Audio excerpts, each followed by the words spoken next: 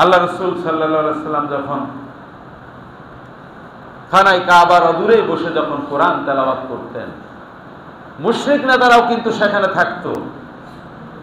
তারা দেখতো নতুন নতুন মানুষ যারা কাবার চত্বরে আসে, এত সুন্দর চেহারা, যার চেহারার দিকে তাকালে আর চোখ ফেরে না, চোখ ফেরে, এত সুন্দর মায়াবী চেহারা আর সুললিত কণ্ঠে কোরআন তেলাওয়াত করতেছেন তিনি, যার পরে কোরআন নাজিল হয়েছে। কি সুন্দর তেলাওয়াত! বিশ্বনবীর কোরআন তেলাওয়াত শুনে সেখানে নতুন যারা আগমন করত, তারা কিন্তু আশ্চর্য হয়ে যেত, ছুটে তার কাছে চলে গিয়ে কোরআনের তেলাওয়াত শুনে তাদের মগজটা ধুলাই হয়ে যেত। এরা আইন করলো যে শোনা যাবে না।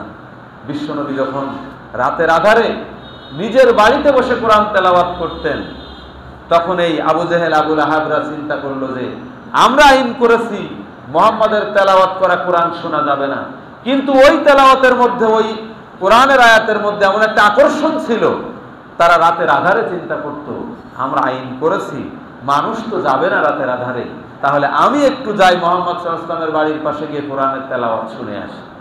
সুবহানাল্লাহ বলবেন না? কোরআনের মহত্ব।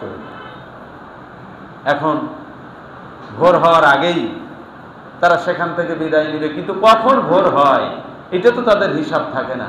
বিশ্বনবীর তেলাওয়াত শুনে যখন পরিষ্কার হয়ে গেছে, একজন সবাই বাড়ির দিকে যাচ্ছে, একজন আর একজনের সাথে দেখা। বিষয়টা কি? তুমি না আইন করলে? বলে আমি তো করছি, আমি তো আসলাম, ভুল করেছি, তুমি আসছো কি জন্যে? আবু জেহেল বলে আবু লাহাবের, আবু লাহাব বলে আবু জেহেলের। কোরআনের আকর্ষণ থেকে তারা কেউ বিরত থাকতে পারে। প্রিয় ভাইরা, এখন এই কথা তারা যে আইন করলো, এই আইনটা কিন্তু শুধু তখনকার দিনের জন্য নয়, এই আইন কিয়ামতের আগ পর্যন্ত, কোরআন যতদিন থাকবে ততদিন আইন থাকবে। এই শ্রেণীর মানুষও থাকবে যারা কোরআন নিজেরা শুনবে না, মানুষকে শুনতেও দিবে না। এদের ব্যাপারে আল্লাহ তাআলা বলছেন, সেখানে তারা বলেছিল লাআল্লাকুম তাগলিবুন, সম্ভবত এই প্রক্রিয়ায় মুহাম্মদকে বাধাগ্রস্ত করা যাবে আর আমরা বিজয়ী হতে পারবো, তোমরা বিজয়ী হবে, তারা আশা করলো। এরপর আল্লাহ তাআলা বলছেন ফালানুযিকান্নাল্লাযীনা কাফারু আযাবান শাদীদাও ওয়া লানাযিয়ান্নাহুম ফালানুযিকান্না। আল্লাহ বলছেন তাদেরকে আমি আস্বাদন করাবো, তাদেরকে চেখে দেখাবো। যা বললে বুঝবেন আপনারা, চেখে দেখা বুঝেন তো? যে ভাই স্বাদ চেখে দেখা। আল্লাহ বলছেন ফালানুযিকান্নাল্লাযীনা কাফারু, যারা কুফরি করেছে, এই কোরআনের সাথে বেয়াদবি যারা করেছে, তাদেরকে আমি একটু স্বাদ আস্বাদন করাবো, চেখে দেখাবো। কি চেখে দেখাবো?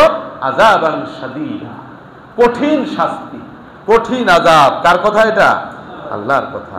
ওয়ালা নাযিয়ান্নাহুম, আর তাদেরকে প্রতিফল দেয়া হবে আসওয়া আল্লাযী কানু ইয়ামালুন, তারা যে অপকর্ম করলো, কোরআন তো শুনলো না, আর কোরআন শোনার ব্যাপারে তারা বিরোধিতা করলো, বিশৃঙ্খলার সৃষ্টি করলো, এদের ব্যাপারে আল্লাহ বলছেন তাদের এর কারণে আমি তাদের প্রতিদান দেব, এই মন্দ কাজের প্রতিদান।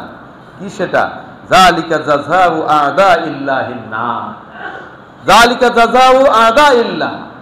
আল্লাহ তাআলা বলছেন আল্লাহর সাথে শত্রুতার প্রতিদান। তাহলে কোরআনের সাথে শত্রুতা মানে কার সাথে শত্রুতা? আল্লাহ। আপনি যদি কোথাও আপনার সন্তান সহ অবস্থান করেন, আপনার সন্তান যদি বিপদগ্রস্ত হয় কারো দ্বারা, আপনি কি দাঁড়িয়ে থাকবেন? আপনি ধরে নেবেন আমিও কি বিপদগ্রস্ত। আপনি বিপদগ্রস্ত হন আপনার সন্তানের সামনে, আপনার সন্তান ধরে নেবে আমার বাবা বিপদগ্রস্ত, তাহলে আমিও বিপদগ্রস্ত। একে অপরের আমরা তখন সহযোগিতায় লিপ্ত হব। আমার প্রিয় ভাইরা, এই কিতাবের মালিককে আল্লাহ। আল্লাহ তাআলা এখানে দেখেন, তারা বিরোধিতা করেছে কোরআনের, আল্লাহ নিজের দিকে টেনে নিয়ে বলছেন যালিকা জাযাউ আদাইল্লাহ, আল্লাহর শত্রুতা করা, আল্লাহর শত্রুদের প্রতিদান আল্লাহ দিবেন। তার মানে যারা কোরআনের সাথে বেয়াদবি করবে, কার শত্রু? আল্লাহর শত্রু। বলছেন ওকে?